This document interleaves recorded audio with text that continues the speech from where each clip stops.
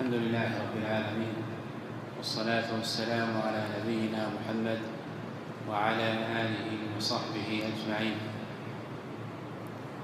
مسألة أن الإنسان يتشوف إلى منامات وإلى ما تكلم الناس فيه عن تحديد ليلة القدر، هذا خلاف المشروع، وإلا الأصل أن الإنسان يجتهد في هذه الأيام الشريفة كلها ولا يترك منها شيئا، حتى لو تبين للإنسان أن هذه ليلة القدر، على فرض أن الإنسان تيقن أن هذه ليلة القدر، مع أن التيقن من المحال.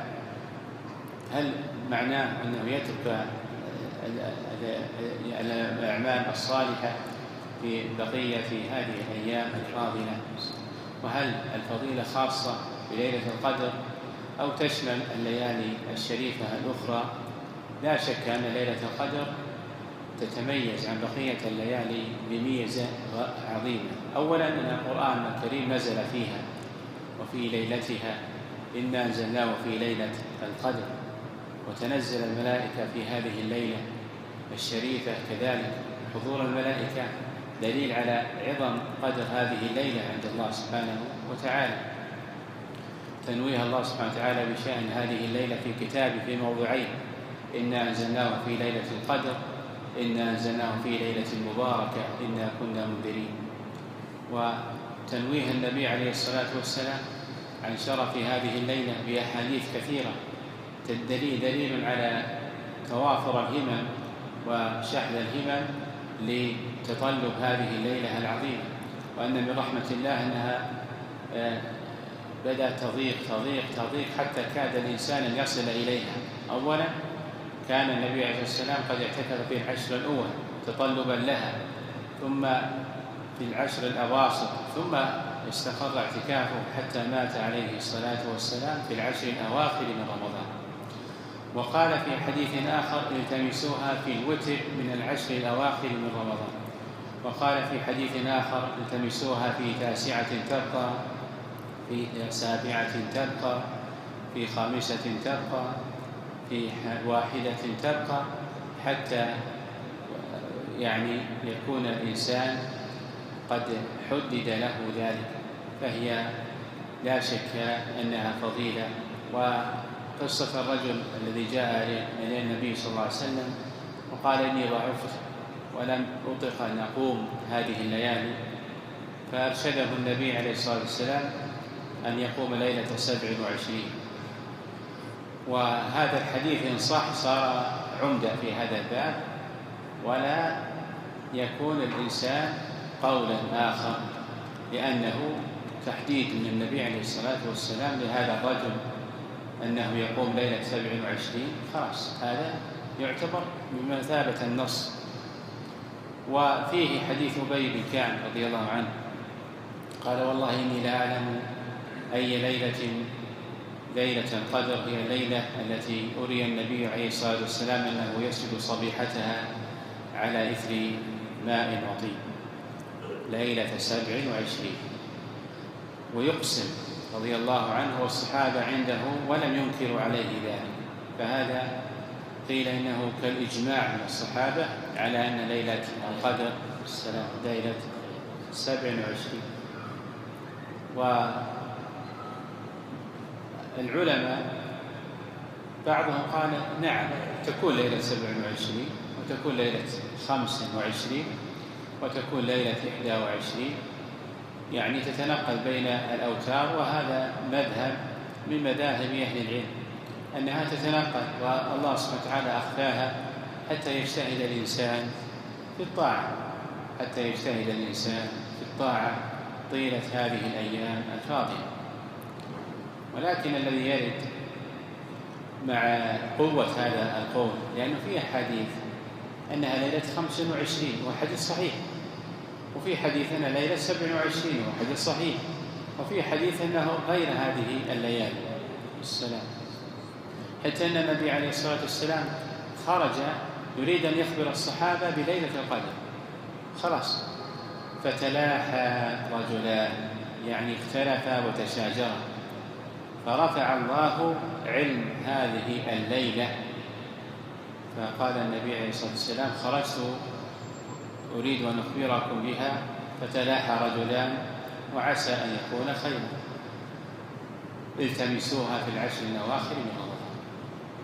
نسي النبي عليه الصلاة والسلام أي ليلة هي، أو أنسي ورفعت.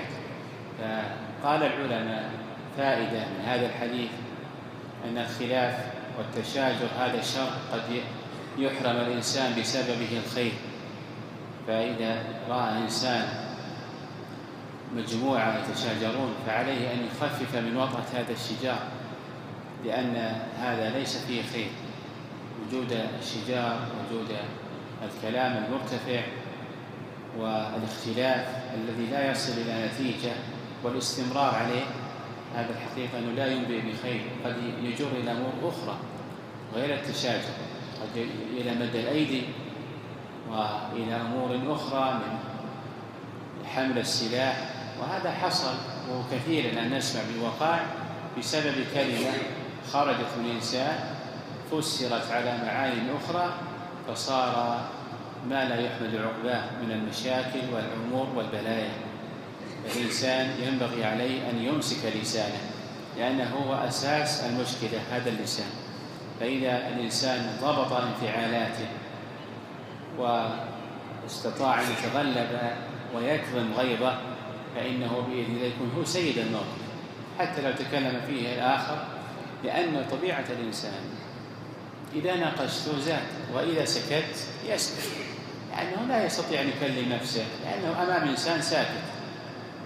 ولكن الذي يهيج الناس من المناقشات، أنا ما أتكلم عن المناقشات العلمية والمناقشات اللي فيها فائدة، المناقشات التي يكون فيها ثراء علمي، أو مناقشات في أمور عادية مثلا، هذا ما فيها الكلام ولا فيها شيء، يعني يكون فيها نقاش وآخذ ورد، قد يقتنع من رأيه، يحتفظ كل إنسان منا برأيه، هذا أمر سهل. لكن المشكلة بالنقاش الذي ليس له ثمرة وليس له فائدة أصلا، ولا يزيد هذا النقاش إلا احمرار بالوجه وانتفاخ في الأوداج وغضب وتسفيه ثم ملاعنة ثم سب وشتم ومد للأيدي. هذا يعني ينبغي أن يترفع الإنسان عن مثل هذه النقاشات.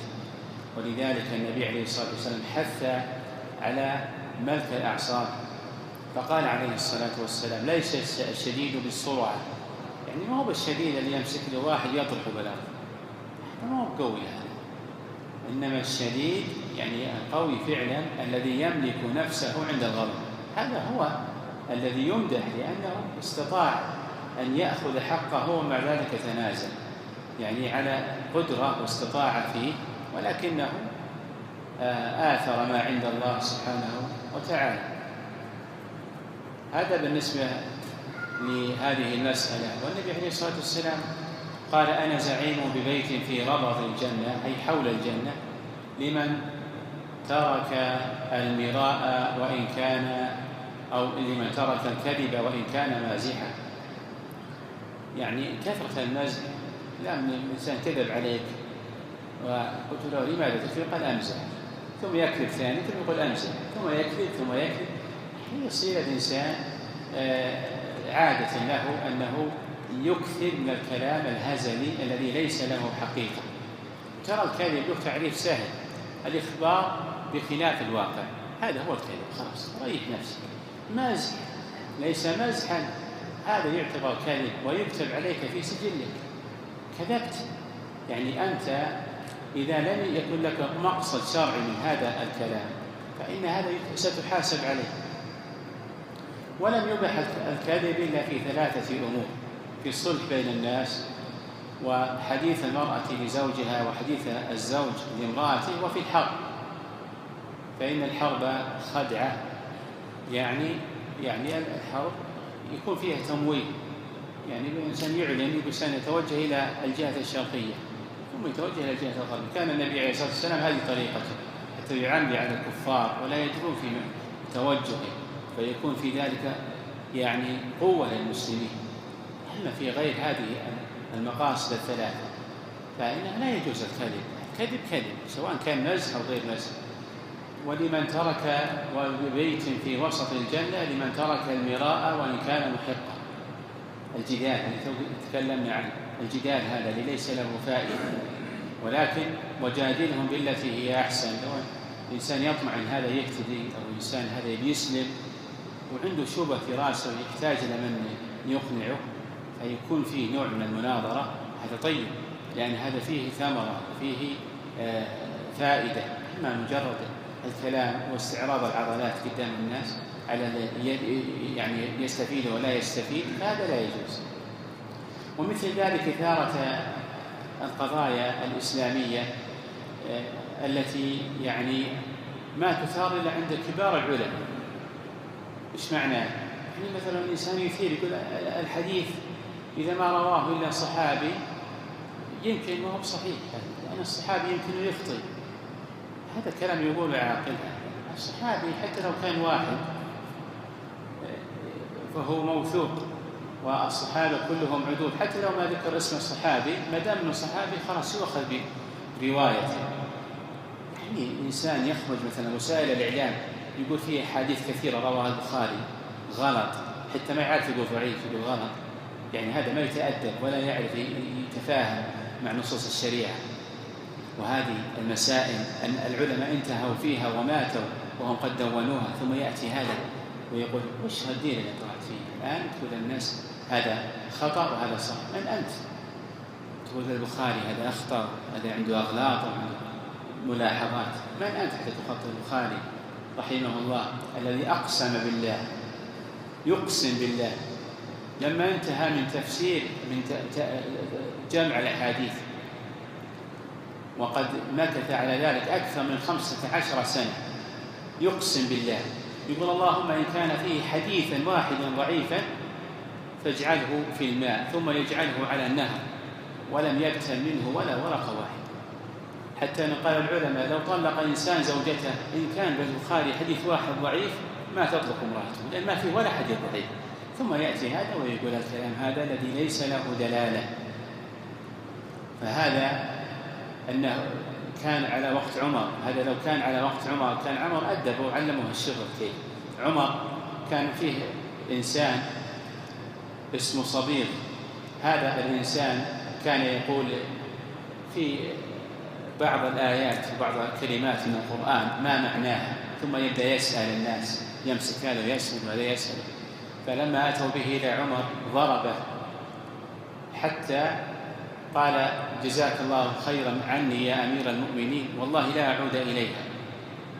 ثم بعد ذلك حسن سريرته وحسنت أخلاقه، بدأ ما يتكلم قدام الناس ويشكك فيهم بعض معاني الآيات. هذا مع أنه بالقرآن يعني يريد أن يسأل، لكن يسأل العوام ما يسأل الناس اللي عندهم علم. الإنسان ما ينبغي أنه يسأل كلمة هب على أمور من دقائق الشريعة التي ما يعرفها إلا الراسخون في العلم، لأن هذا دين، والله سبحانه وتعالى جعل للدين ناس يحفظونه، وهذا من حفظ الله. إنا نحن نزلنا الذكر وإنا له لحافظون. والله سبحانه وتعالى سخر لهذا الدين من يخدمه ومن يحفظه على مدى العصور حتى تقوم الساعة. ولا ما معنى حفظ الدين؟ والدين ما هو بس بالقرآن، حتى بالسنة، هذه من الدين. يقول عليه الصلاة والسلام ألا إني أوتيت القرآن ومثله معه. من يقصد السنة. فإذا شكك في السنة فقد شكك في الدين الذي أتى إلينا من النبي عليه الصلاة والسلام. وهذا لا شك أنه منكر عظيم. ينبغي للإنسان أن لا ينظر إلى هؤلاء الذين يتكلمون في تشكيك في أحاديث رسول الله صلى الله عليه وسلم. نسأل الله جل وعلا أن يرزقنا قلوبا واعية وأذانا سامعة صاغية، ويرزقنا قلوبا مطمئنة بطاعته وعملا على مرضاته. ونسأله جل وعلا أن يجعل صيامنا وقيامنا حجة لنا لا علينا. اللهم اجعلنا ممن وفق لإدراك ليلة القدر ونال فيها عظيم الثواب والأجر، واغفر لنا ولوالدينا ولوالديه ولسائر المسلمين. صلى الله وسلم على نبينا